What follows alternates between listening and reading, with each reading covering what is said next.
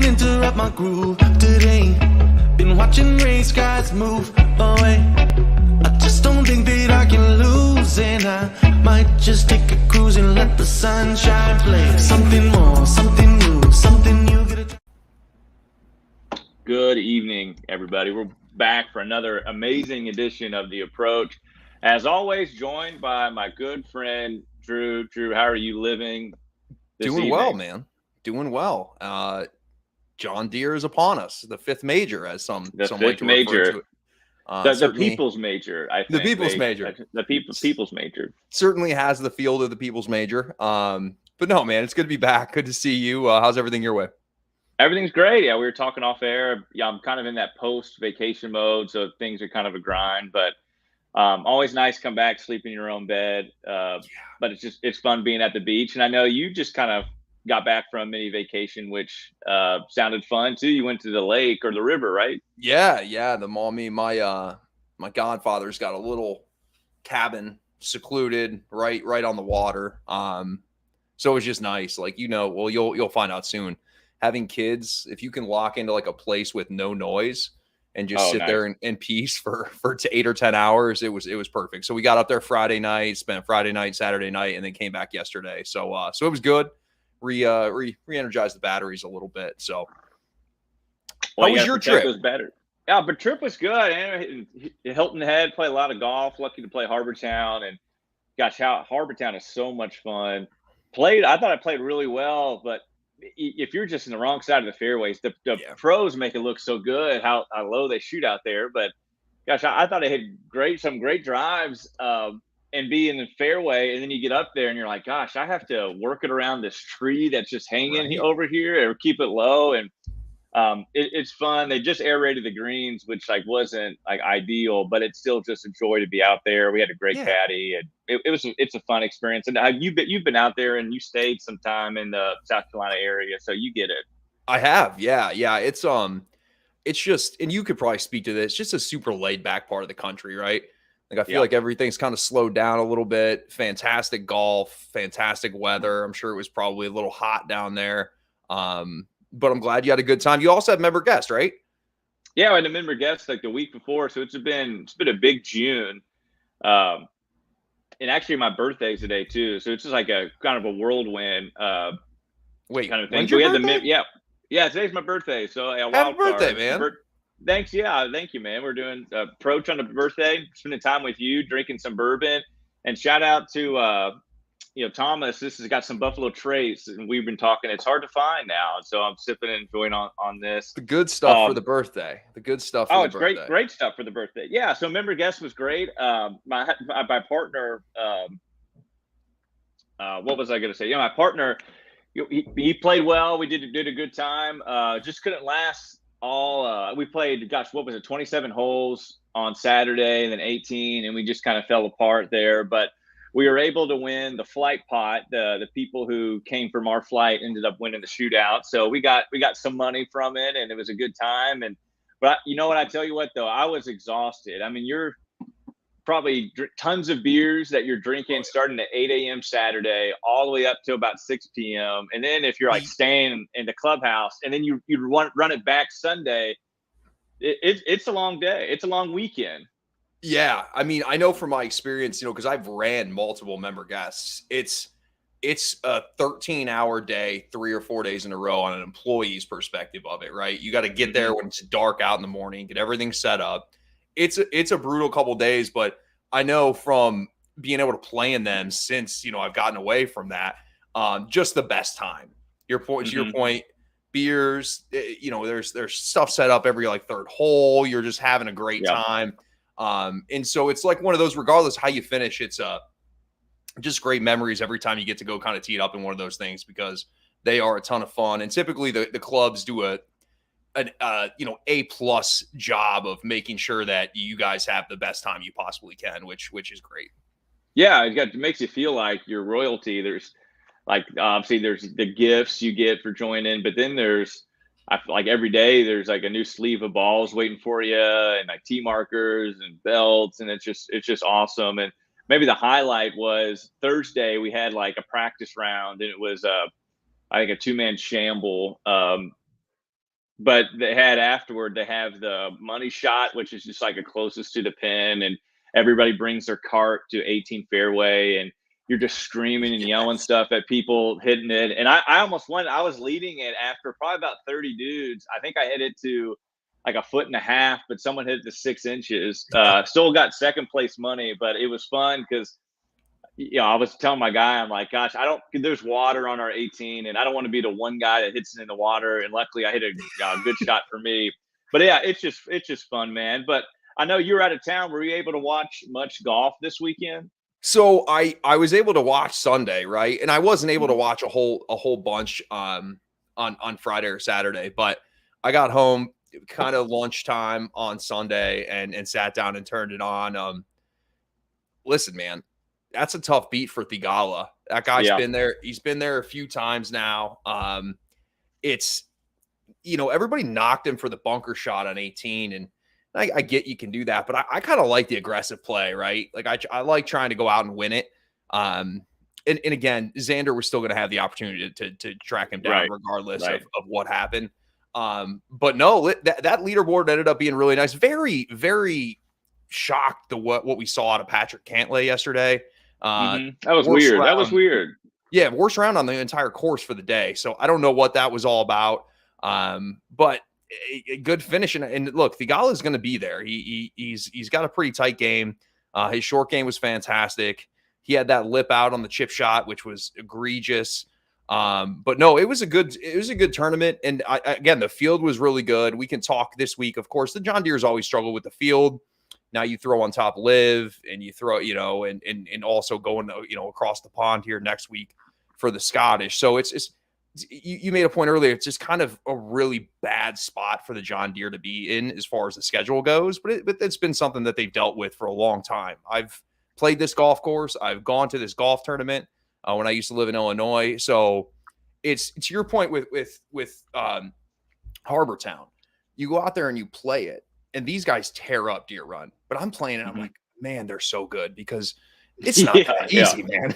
There's nothing Mhm. easy about it.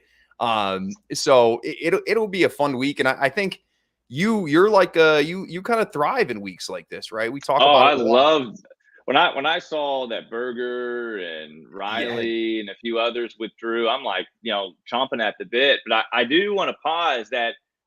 Hey, we got maybe the sixth major, and that's next week, and that's the Barbasol here in Kentucky. So I know we have the Scottish next week too, but let's not sleep on the Barbasol. That's where the real pros I think are coming out. what's But the yeah, field looking like like next week? Probably similar to oh this. gosh, I have probably worse than this because there's going to be a lot of because the PGA Tour is partnering with the DP. There's going to be a lot of people playing next week over there. Yep.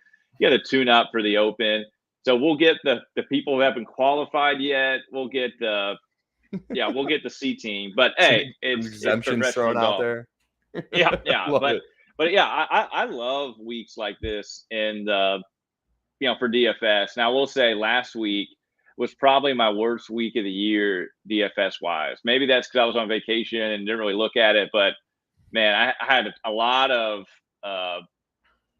only three guys make the cut, and a lot of lineups just Yeah. never really had a shot, never really sniffed anything, and showdown either. It was just there was no real love going It was in. one of those weeks. It was Yeah. one of those weeks. Hmm. I mean, Spieth just being awful on Thursday kind of literally killed me upon arrival. Yeah. Yeah. But let me ask you, so like with a week like this, we're clearly you see an advantage with these fields with kind of random people. Why is that? Is that because ownership's going up top to like a handful of guys because the field's so thin?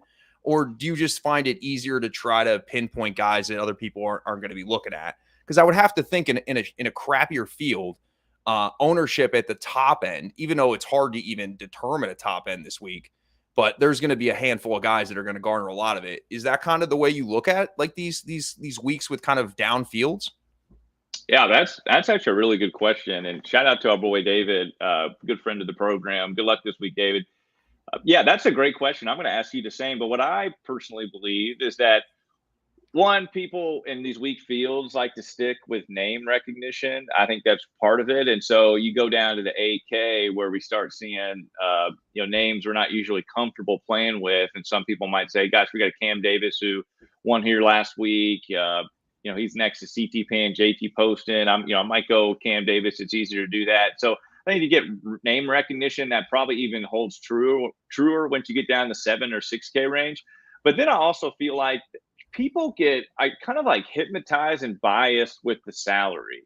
And so DraftKings doesn't know, but if you're hand building a lineup and you're on your 6th pick and you have 500, let me say, I'm going to try to change it. You have 7,500 salary left. You think, gosh, I got to squeeze it in. And because that's what value is, I don't want to leave too much salary on the table because DraftKings is telling me then I'm not kind of creating much as equity because we're associating the salary to upside as I can. But in these poor fields, I think this holds truer to don't even look at the salary once you've kind of identified your top core plays, because there's nothing really distinguishing, I think, from a Tyler Duncan to a Robert Streb right now. That there's not much, and he's 6,600 versus 7,300. So there's not much distinguishing them. The line is razor thin, but yet people just think, well, he's higher price, and so he must be worth it more, and that's just not true. And then the final thing of it, I think people just rely too heavily on the narratives because there's lack of data with a lot of these guys. Like Boo Weekley's in the field. I can't tell you the last time we've seen Boo Weekley, and I'm not recommending playing him. I'm probably not touching him, but we don't have the usual consistent data that everyone loves and that strokes gained. But I'm going to ask the same thing to you. What do you feel like the advantages are in weeks like this? Yeah. So for me, I think the first and foremost, you kind of hit on is people's comfort, right? So like they look at, say, Scott Stallings, right? And they say 8,900 and they're just immediately uncomfortable with the idea of playing Scott Stallings in 8,900. Well, to an extent, that's what you're having to deal with this entire time. I also feel like you mentioned something as well is there's name recognition, that's going to try to draw people in on this in a shorter week. I feel like if you know the name, you've played the name, you've seen the name, that gives you some sort of internal comfort to play the name. And I also think it's interesting when you are building the lineups and that 6-person goes, how DraftKings pre-fills and filters everybody up to the top. And I think that these weeks, this is where people just throw in that random name. Whatever it falls to them, they're like, okay, I recognize that name. I'm going to play this person. So I think that people just can't wrap their heads around or get comfortable enough with playing guys like Charles Howell at 9,300. But that's the way that it plays out. And so I feel like it's harder for people to get a good feel. And I think that they get blocked mentally by seeing some of the numbers next to the names and trying to talk themselves into why that is a smart play. When in reality, if you threw, to your point, the salaries aside, right? We don't see at Adam Hadwin at 10,400. You just kind of look at the players, right? Then the bias kind of goes out the window. But again, it's tough to wrap your head around some of the salaries, but that's just what they are. Just because Webb Simpson's at 10,600 doesn't mean he's a better play than Maverick McNeely, or right. Like these salaries are put out there. And I would say that my advice would be to not get so sucked in and continue to overthink the salary aspect of it. Just kind of find the guys that work for you and kind of work around what that salary may end up being. Yeah, well said. And I'll just add one more thing to that before we maybe get to the board, is that I worry that some people in fields like this, they create flatter player pools in the sense of where they're allocating their ownership. Because if we're creating 150 lineups, 150, even 20 lineups, for 150, I might want my top player, I might want to own 60 to 70% of my shares are going to be on that top guy. And again, ownership plays a key important who gets that number. But I feel, or maybe I even worry, is that individuals may struggle with, I really like Adam Schenk this week, but someone might not be, spending money is scary and investing in it is scary because nobody wants to lose. And so people think, okay, what's the worst that could happen? I don't want the worst to happen. So their mind's already thinking negative. And so when you think, gosh, I'm going to own 70% shares of Adam Schenk in 150 lineups, like It's that's scary. not good. It's Right. scary. And so people Yeah. then shy away from it. But who might be 7,700 on in a major might be, oh gosh, who is 7,700 at the PGA? I'm just gonna throw it a guess. I might say like Keegan or something.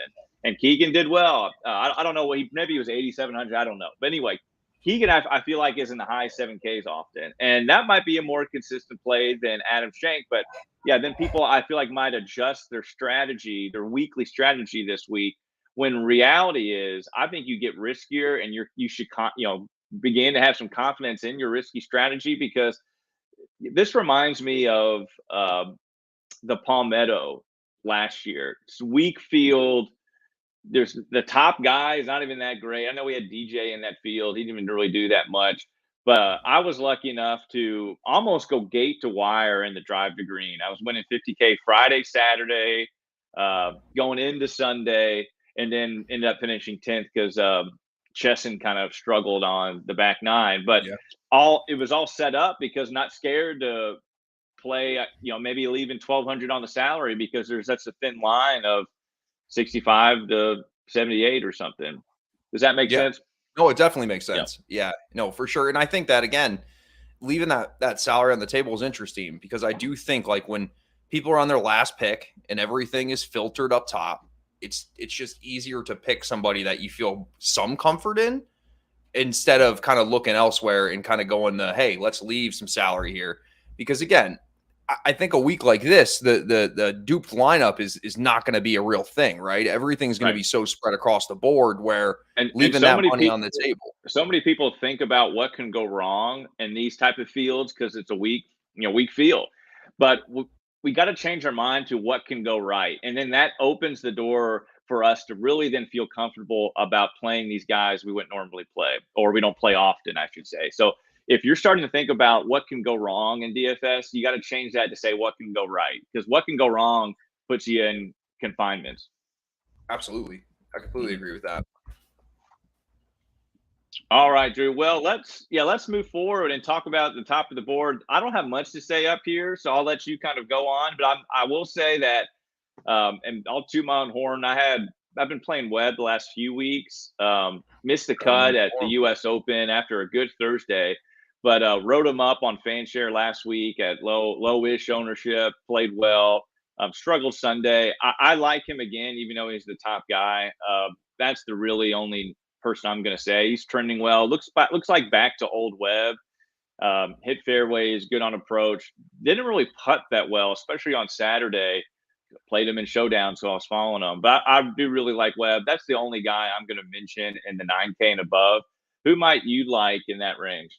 Yeah, so I think from that the 4 or above 10K, I'm definitely with you on Webb. I think the Gala is going to garner some significant more ownership this week after what happened last week. That just seems like it's probably a recipe for disaster, right? Like it's I know he's playing well, but going back to him plus super high ownership, I'm not comfortable with that. I do like Maverick McNeely up here. And then just to hit on a guy slightly above or below the 9K range, maybe my favorite play is Nick Hardy. Just oozing with talent. Had a great week last week. I think out of this, this is the interesting. This 8K range is very interesting, right? You see Cam Champ there, right? And it seems like, wow, that 8K, again, that salary seems a little bit off. But I'm taking Nick Hardy, and then I will also go back to Brendan Todd, who we love on the show. I like this golf course setup for him. So those are just kind of two guys that I'll hit there. Again, at the top in the 9K range, Charles Howell is probably the safest pick in the 9K range, but there's not a whole lot of upside or win equity in that pick. Yeah, I agree. And Pet here is wondering about the Gala and his ownership. I think he's asking if it'll be near 40%. I don't think it'll be that high. If I had to guess right now, near 18%. But yeah, I think people, because of the Riley with WD, will kind of align with the Gala, and there's recency bias. But gosh, he's playing well. He played really well last week for obvious reasons. 4.7 on approach, 10.2 tee to green. If he keeps it in the fairway, like the Gala, He's done it better of late, but what's really struggled with him in kind of the early summer, late spring is off the tee. Like he's lost strokes off the tee in 4 of his past 5 between March and May, but then he gained 3 straight here kind of in June. So he's kind of getting better. If that number holds true and he continues to gain strokes off the tee, he'll contend again. The big thing is the ownership and what that might be, because Thagala, when he is in the fairway, he's great on approach. He's a great approach player. So we'll see what the ownership might be. And this he'll be a popular player too. But Scott Stallings, I do like him. He's kind of really coming into not his own, but he's just playing better again. And he's got the super low one in him. Scott Stallings he does. has this. He does. He knows how to go low. And another guy, I mean, he won it last year, so it's not really blowing anything away. But Cam Davis playing well again. Again, won it last year. I'd be remiss to mention JT Poston, his caddy, Aaron Fleener, big Kentucky guy, played well. I don't know what that holds true, but shout out to the Beluga. Ches Reavie is showing signs of life again. So I know now we're getting to the 7K range, but at 7-9, yeah, he's improving. I love the 7 and 6K. Obviously, that's where I usually spend a lot of my time. So I'll just kind of hang up and listen for you if you like anybody else in the 8K or 7K range. Yeah, so 7K range, I'm with you on Adam Schenk. I do like that play. I think Doug Gim is going to be somewhat chalky in the 7K range, but keep and monitor it. I will play some Steve Stricker, and I won't feel bad about it. Yeah, I think we all should. Yeah, and he just, I mean, he finished second last week in the major over on the Champions Tour. So at 7,400, I'm comfortable with him. I do like Doug Gim. And then just looking down the board a little bit, this is where so the Goddard up play probably going to be a somewhat chalky play again at the low 7K range, don't you think? I think he played well last week. He burned the people the week before that were, I mean, his ownership 2 weeks ago was comical. Yeah, it's silly. And then last week he placed better, but I do think that's a play right there at the 72, it's what, 7,300. So I'm comfortable with that. But then after that, it gets real questionable, right? Like, are you going back to Chesson Hadley? You just talked about those great feelings you had until he crashed on Sunday. Yeah, probably not. But there's actually 2 guys in the 6K range I love. One of which is like I'm really not happy playing. But I do want to come back to Adam Schenk because I do really like him. Missed the cut at the Travers, but gained strokes in almost every key metric except for putting. Had a very solid showing at the U.S. Open. At the Memorial, gained 7.4 on approach, 9.2 tee to green. It just seems to be in kind of good form. Played well at the Wells Fargo, but really has struggled earlier this year. Had a lot of MCs, kind of turning the corner. So I really like Adam Schenk a whole lot. I know we talked about him. The party Marty Laird, probably will go back to him. He played really well. He's been playing well. He has. Griot, might play him. Big Lipsky guy. I'm with you on Goddard up. I think will be chalky, but I played a lot of Goddard up in Showdown last week. He was low owned. Gosh, was playing great, just couldn't make any putts, or he would put himself in scoring position and just couldn't get it up and down on some of the par 5s and the short par 4s. Hard to see it. Mark Hubbard knows how to go low. I think that Duncan again, but getting into the sicker range, I'll mention Smotherman. I think we see Smotherman kind of name pop up, but the guy I'm playing that I'm really, really not happy with is I think it's a Grayson Murray week. Showing signs of life. Don't follow him on Twitter. He's just, he's hot and cold, man. He's really hot and cold, but played well at the Mexico Open, 13th in May. Played well at the U.S. Open for who he is. I kind of think we see Grayson Murray contend here, and he's only 6,800. I think we could get a top 20 from him, and at 68, that's pretty good. The other is Chase Seifert at 6,700. Actually, I'm going to mention one more, or maybe even 2 more in the 6K range. It's funny. There's more 6K guys I love than 7Ks. So I'm going to play more 6K than maybe 7Ks, and that's because I trust my process more than DraftKings. But we look at Chase Seifert again, miscut at the U.S. Open, not concerned. Canadian Open gained 4.7 on approach. Byron Nelson gained strokes on approach. Wells Fargo gained strokes on approach. Just he's lost strokes putting in 3 straight. And the thing is, he's not that bad of a putter over his career in his last 65 rounds. That's measured his whole rounds in the PGA Tour. He doesn't lose strokes putting. So I think we can get some positive regression with him. Like Chase Seifert a lot, like Bobby Streb. We're seeing Bobby Streb trend, and Henrik Norlander, the ball striker we know him to be, is kind of coming back, and he's at 6,600.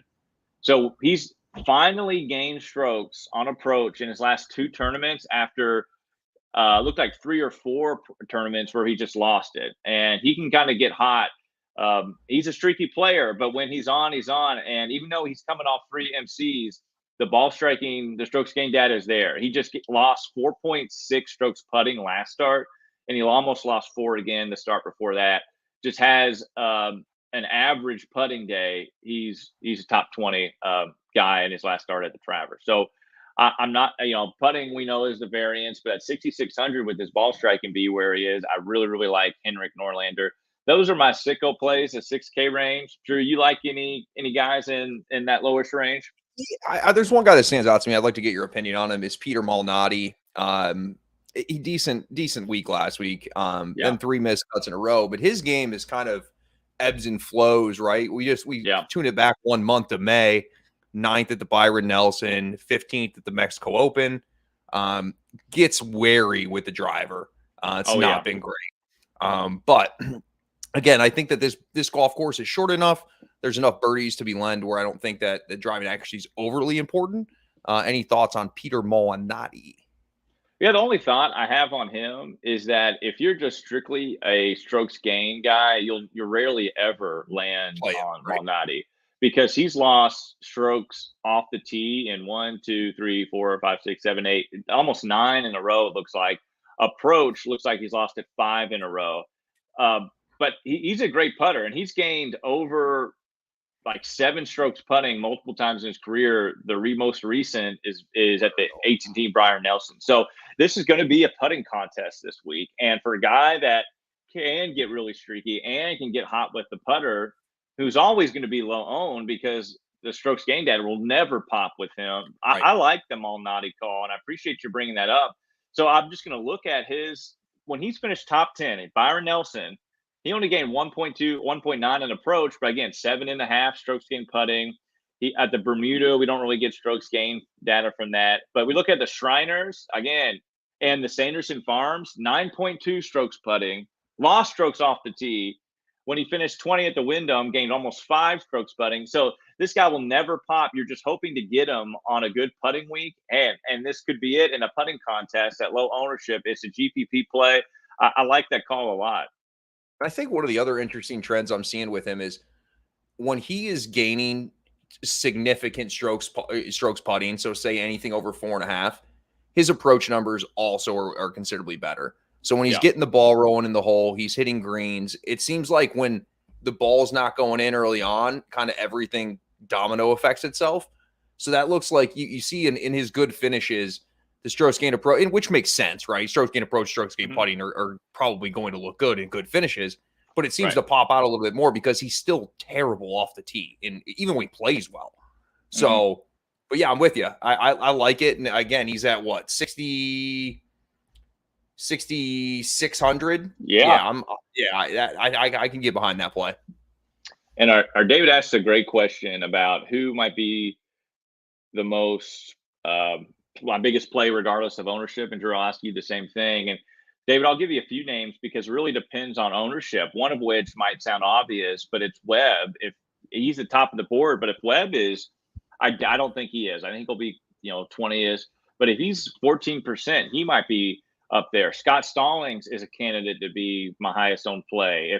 If the ownership projections, again, I don't think it's likely, but if they're around 10%, he could be one of those plays. Svensson is another guy that if he's 5% owned, he'll be my top play. Shank is another one. Again, we just mentioned him. If he's between 8 and 5%, he could be my top play. Those are a couple of Lipsky's maybe there. Smotherman too. I don't want to make a top play in the 6K range. Likely won't do that. But those are just some candidates, really depending on ownership. Drew, do you have a guy who might be your top play that you're maybe your highest owned guy in all your lineups? Yeah, Nick Hardy for sure. Nick Hardy, the hard skirt. I mean, again, it's gone from 35th to 14th to 8th. The 14th was at the U.S. Open, which is extremely impressive. Doing everything well. And again, this guy's uber talented.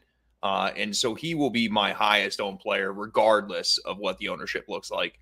And this is one of those, again, we talk about all the time. We're going to take a swing. And if he's bad, then the whole week goes to hell. But if not, then, I mean, and that's kind of where we're at. So I feel confident with Nick Hardy, can see the game trending. And now he's just getting a bunch of starts under his belt. And so, again, that would be my one guy. I don't disagree. I like the Webb thing. I could see, in my opinion, sitting here on Monday, Theegala will be the highest owned player in the field. We'll see what happens. But, yeah, I think that you could see Theegala and Webb anywhere between 18 to 22. Whatever one that you think is going to be there. But I do think that we talked about comfort earlier. I think that playing Webb Simpson is probably the most comfort play at the top of the board at this point. Jason Day we thought things were going well with Jason Day, and then we saw what happened last week, especially when he was kind of chalky. So yeah, Webb and definitely Nick Hardy would be my two choices. I love it. Well, I appreciate everybody listening. We'll share. Drew and I will share a little news here before we wrap up. We only have 3 shows. We're doing the rest of the year. After the Open, we're going to kind of shut things down the rest of the year.